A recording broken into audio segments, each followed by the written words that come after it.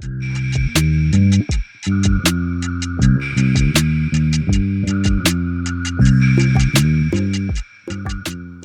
is a journey filled with transitions.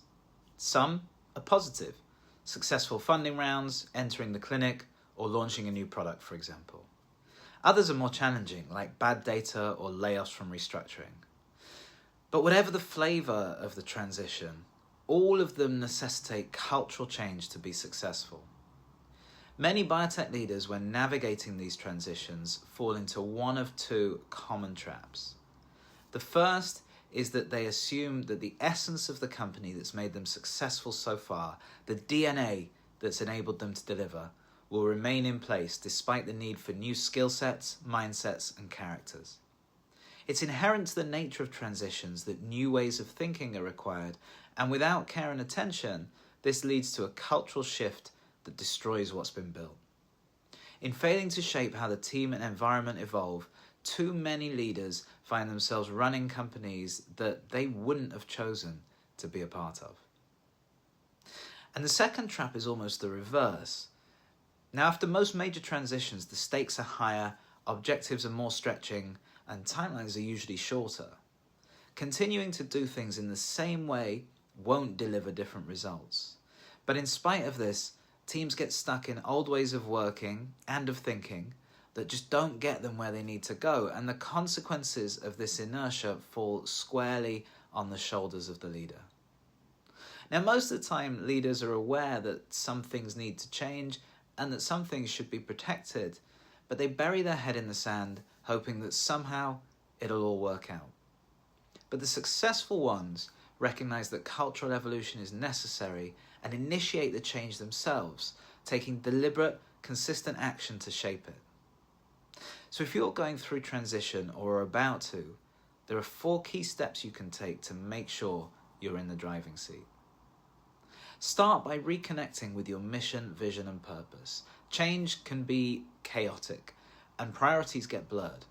Reasserting a clear outcome tied to your long-term direction gives your team an emotional anchor and strategic clarity.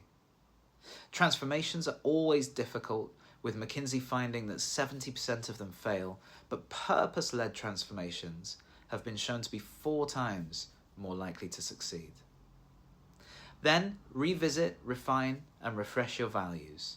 When they're done well, values are the levers that you pull to shape your culture, so during times of upheaval, deliberately identifying what should stay the same, what needs to change, and what you expect of each other is essential.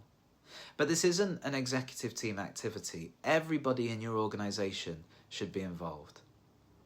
Be very clear on the objectives and ask your team how things need to change in order to deliver them. Developing a refined set of values together creates ownership and enthusiasm. Now, it's common for performance to slip when there's major change, but the reality is that you'll normally need to go further, faster post-transition. And for that to happen, you're going to need tighter performance cycles. Set clear, stretching and aligned objectives, review them more regularly, and have your managers remove obstacles, coach their team through challenges, and shield their people from unnecessary distractions. And if you want your team to deliver more, then you'll need to support them in expanding their capability. Transition is stressful, but it can also be an opportunity for growth, collectively and individually. Invest in leadership development, provide coaches or coaching time from leaders to help key individuals navigate the change, and align new roles to the evolving needs of the business.